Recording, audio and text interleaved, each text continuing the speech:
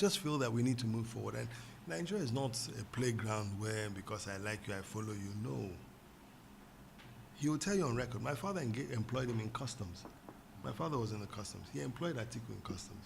I've had that relationship since 1971 or 72. I've known Atiku. But this is beyond that. My problem is that even if I emerged as a candidate of PDP, I will not do well.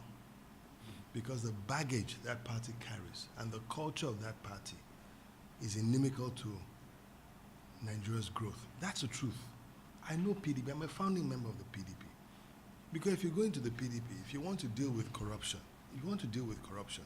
right, there are so many toes you will thread on in the PDP, you will not be able to. So no matter what Atiku tells you, you can't do anything. Look at Buhari, as stern as he is, he got into APC, he just locked up. He said, all the people with him became saints. You know it. So you need to, for this country, you need to be completely unshackled. You know, let me tell you something.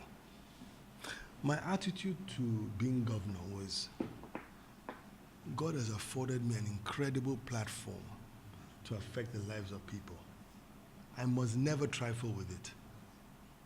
Because my actions daily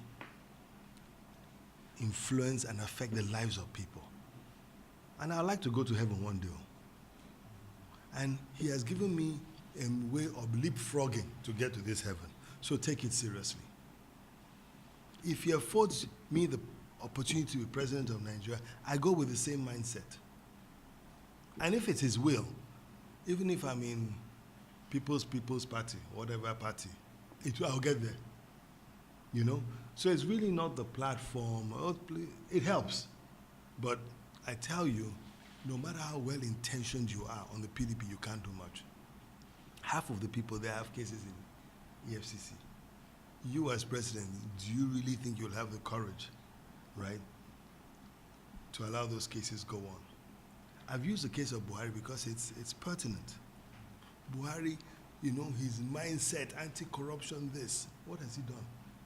There are ministers there in his government. There are people in his government who have cases to answer. He's shackled. He has not been able to do anything. But if he was maybe in his, or this CPP, what was his party? CPC. He would have seen wonders because he'd be completely unshackled. So those APC, PDP, it's two sides of the same coin. A maths teacher in a school, right? 100 of her students go for mathematics, 80 fail. It does not affect her promotion. It does not affect her job at all. I don't do my own. If you like, don't pass. Lack of consequences. So, 78 people were killed in Benue State, headsmen. There's a police commissioner, there's director SSS, there's brigade commander, there's DPO. Nothing happened. 200 were killed in Plateau, right? You have the brigade commander, you have commissioner of police, you have SSS. Nothing happens, right? You go to a hospital, you walk in, you're brought out dead. Nobody asks the doctor what happened. So the lack of consequences in Nigeria has taken us far. But coming back to the health sector, health must be available and affordable. So you need to have a health insurance scheme that works. One of the ways of doing it is ensure that we have a national identity card that once you are a Nigerian, you are entitled to it. Even if you have no job, right, the system will take care of you.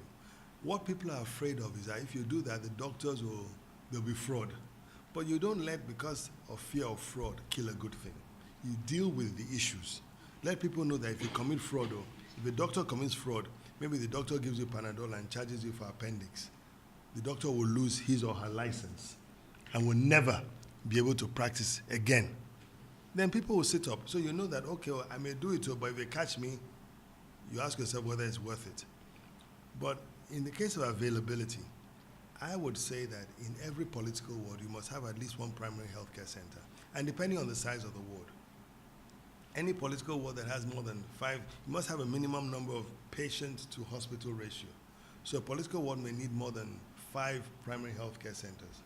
Those primary healthcare centers do not need to be managed by a doctor. In fact, even a youth corporal can manage those things. But you need, in the past, we used to have matron superintendents, right? They deal with mainly maternal care, childbirth, simple things. And once it's beyond them, they refer you to the general hospital. Again, depending on the population in the local government, that will determine the number of general hospitals you have in that local government. Then you must have one of them in a senatorial district that is referral. These are all government institutions. If your interest rates in Nigeria were affordable, right? Because one of the problems in Nigeria is high interest rates. A lot of private hospitals will spring up. A lot of businesses will spring up because they all complement.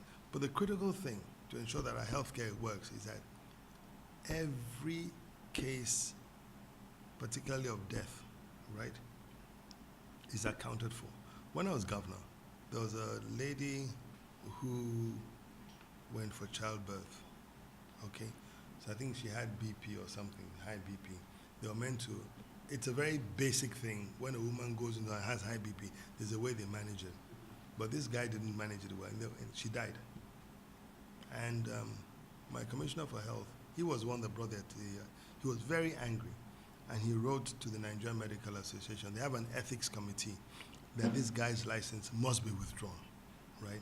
The Nigerian Medical Association crossover chapter came back and said they would go on strike if it happened. When I heard the case, I said, go ahead, go on strike.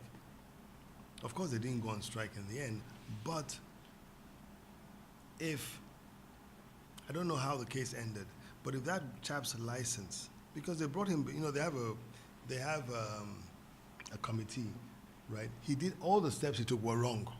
Even the junior doctors who were there with him, they saw what he was doing and they felt that, this is not what we were taught. If his license was withdrawn, people will be careful. But we do things and nobody cares. That's the problem. So a lot of our healthcare is not because the people, they just don't follow the procedure. In healthcare, it's a very measured procedure for everything you do. There's a checklist.